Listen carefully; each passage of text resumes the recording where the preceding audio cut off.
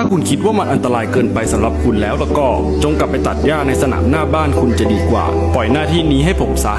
คำกล่าวสุดแสนอมตะของกายมาร์ตินยอดนักบิดรายการแข่งขันรถมอเตอร์ไซค์ที่เสี่ยงตายมากที่สุดในโลก